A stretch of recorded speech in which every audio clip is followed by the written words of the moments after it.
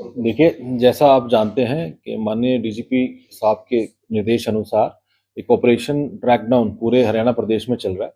इसका मुख्य उद्देश्य यही है कि 5 तारीख से 20 तारीख तक इस ऑपरेशन को जो है ग्राउंड पे जितने भी जो क्रिमिनल्स हैं, जो वायलेंट क्राइम में इन्वॉल्व हैं, सबसे पहले तो उनकी लिस्ट बनाई गई।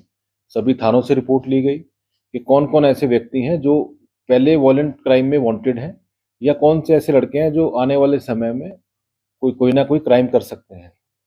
तो उसी के मद्देनज़र जो है तभी से जो हमारी टीम जिसमें डिस्ट्रिक्ट पुलिस की सीआईए भी और थाने से भी सभी टीम्स काम कर रही थी। तो एक अच्छी अचीवमेंट अभी सीआईए 2 की टीम को मिली है, जिसके अंदर इन्होंने 4 लड़कों को अरेस्ट किया है, जिनके नाम ये रोहन, अमन, शुभम और आतिश, ये 4 लड़के हैं और इनसे 5 नाजायज़ असला बरामद हुआ है, जिसमें 2 पिस्टल और 3 देसी कट्टे हैं। 2 पिस्टल जो हैं ये 32 बोर की हैं और 3 देसी कट्टे 315 बोर के हैं और साथ ही काफ़ी संख्या में कार्ट्रिज भी इनसे बरामद हुए हैं। तो जैसे ही इनपुट आई थी कि इनकी तरफ से एक बड़ी ये गैंग से भी संबंधित है और कोई बड़ी वारदात करने के लिए ये तैयारी कर रहे थे। सूचना मिलते ही जो है इन चारों लोगों को अरेस्ट किया गया और 3 लड़के जुडिशियल में, एक अभी रिमांड पे चल रहा है। तो इसके अलावा भी जो 5 तारीख से आज तक यानी करीब जो 12-13 दिन हुए हैं, ऐसे 30 क्रिमिनल को रोहतक पुलिस ने अरेस्ट किया है, जो वायलेंट क्राइम में इन्वॉल्व हैं, खासकर जो मर्डर केस में वांटेड चल रहे थे, जो अटेम्प्ट टू मर्डर में या जो फायरिंग के इंसिडेंट्स हुए पीछे, उनमें जो है वांटेड चल रहे थे या कुछ ऐसे हैं जो वेपन प्रोक्योर कर रहे थे आइंदा कोई ना कोई वारदात को अंजाम देने के लिए।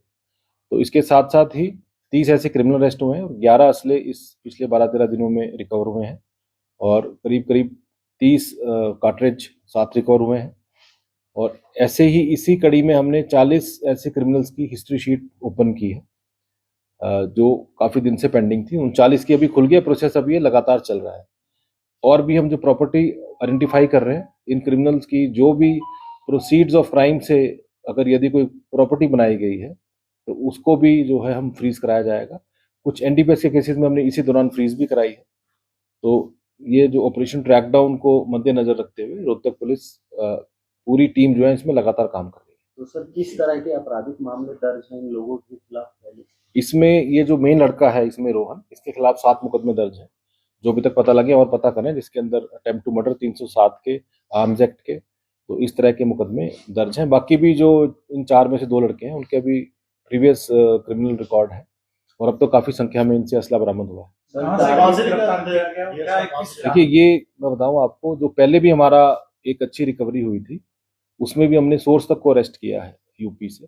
तो इसमें भी हमारे पास इनपुट है, अभी वो बताना शेयर करना ठीक नहीं है, लेकिन उसके सोर्स को भी हम जो पकड़ रहे हैं, आइडेंटिफाई भी कर रहे हैं और साथ-साथ जो जहाँ से वेपन आ रहा है, उसके खिलाफ भी कार्रवाई कर रहे हैं। सर ये रहने वाले हैं या फिर? ये चारों रोहतक के रहने वाले हैं। जो ये लड़का रोहन है, ये रुड़की गाँव का है। अमन और शुभम जो है ये नौनंद गाँव के हैं और ये जो आतिश लड़का है ये निंदाना गाँव का रहने वाला है। सर बहुत सारे लोग हैं, बदमाश हैं जो जेल से इस तरह की गतिविधियां अंजाम देते हैं, उनके लिए क्या प्लान है?